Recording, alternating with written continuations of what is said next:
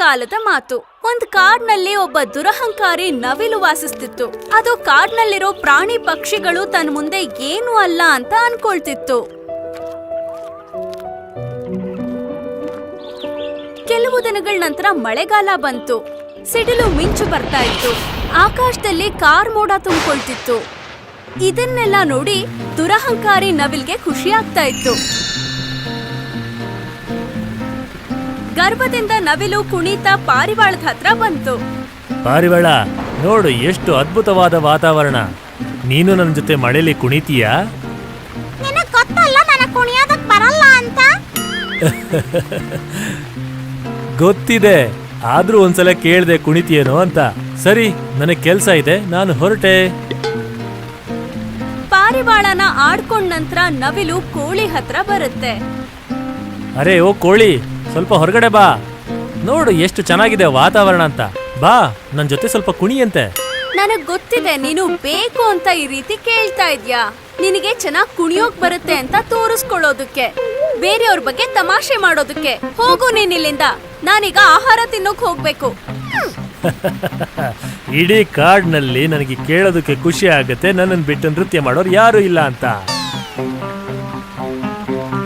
ಸ್ವಲ್ಪ ದೂರ ಹೋಗಿ ನವಿಲು ಹಂಸವನ್ನ ನೋಡುತ್ತೆ. ಈಗ ಮತ್ತೆ ನವಿಲಿನ ತಲೆನಲ್ಲಿ ಏನೋ ಕೆಟ್ಟ ಆಲೋಚನೆ ಹೊಳೆಯುತ್ತೆ. ಈಗ ಹಂಸದ ಹತ್ರ ಹೋಗಿ ಹೇಳುತ್ತೆ,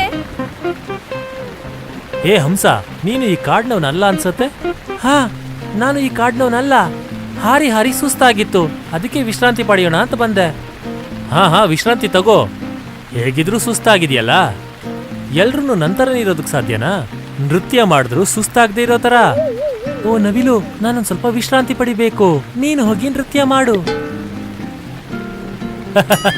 ನನಗೆ ಅರ್ಥ ಆಯ್ತು, ನೀನು ಹೆದರ್ಕೊಂಡೆ. ನಾನ್ ನಿನಗೆ ನೃತ್ಯ ಮಾಡೋದಕ್ಕೆ ಹೇಳಿದ್ರೆ ನಿನ್ ಕೈಲದ ಆಗೋದಿಲ್ವಲ್ಲ. ನವಿಲಿನ ಮಾತ್ ಕೇಳಿ ಹಂಸಕ್ಕೆ ಕೋಪ ಬರುತ್ತೆ. ಈಗ ತನ್ನ ರೀತಿ ಹಾರೋದಕ್ಕೆ ಅದು ಚಾಲೆಂಜ್ ಮಾಡುತ್ತೆ. ನಿನಗೆ ನಿನ್ ಮೇಲೆ ಅಷ್ಟೊಂದು ಗರ್ವ ಇದೆಯಾ? ಸರಿ, ಹಾಗಾದ್ರೆ ನಾನ್ ನಿನಗೊಂದು ಚಾಲೆಂಜ್ ಕೊಡ್ತೀನಿ ಹಾರೋದಕ್ಕೆ. ಹಂಸ ಹಾರುವಂತ ಚಾಲೆಂಜ್ ಮಾಡಿ ಹಾರೋದಕ್ಕೆ ಶುರು ಮಾಡುತ್ತೆ. ಆದ್ರೆ ನವಿಲು ಸ್ವಲ್ಪ ಹಾರಿ ಮತ್ತೆ ಕೆಳಗ್ ಬಂದ್ಬಿಡುತ್ತೆ. ನವಿಲು ಕೆಳಗಿರೋದನ್ನ ನೋಡಿ ಹಂಸ ಕೆಳಗಡೆ ಬರುತ್ತೆ. ಏನಾಯ್ತು ಗೆಳೆಯ ನವಿಲು, ನೀನ್ ನಂತರ ಹಾರೋದಕ್ಕಾಗೋದೇ ಇಲ್ಲ. ನೀನು ಈ ಕಾಡಿನ ಸುಂದರವಾದ ಪಕ್ಷಿ. ನಿನ್ನ ಗರಿಗಳು ಇಂದ್ರಧನುಷಿನ ತರ ಬಣ್ಣ ಬಣ್ಣವಾಗಿದೆ. ಮತ್ತೇನಾಯ್ತು? ನಿನ್ನ ಮಾತು ನನಗೆ ಅರ್ಥ ಆಯ್ತು ಗೆಳೆಯ. ನಾನು ನನ್ನ ಅಹಂಕಾರದಿಂದ ಎಲ್ಲಾರನ್ನೂ ಕೀಳಾಗಿ ನೋಡ್ತಾ ಇದ್ದೆ. ಸರಿ, ನಿನಗೆ ನಿನ್ನ ತಪ್ಪಿನ ಅರಿವಾಯ್ತಲ್ಲ. ಒಂದನ್ನ ಯಾವಾಗ್ಲೂ ನೆನ್ಪಿಟ್ಕೋ, ಪ್ರತಿಯೊಬ್ಬರಲ್ಲೂ ಅವರದೇ ಆದ ವಿಶೇಷತೆ ಇರುತ್ತೆ. ನಿನ್ನಲ್ಲಿರುವ ಗುಣ ಬೇರೆಯವರಲ್ಲೂ ಇರ್ಲೇಬೇಕು ಅಂತ ಏನೂ ಇಲ್ಲ.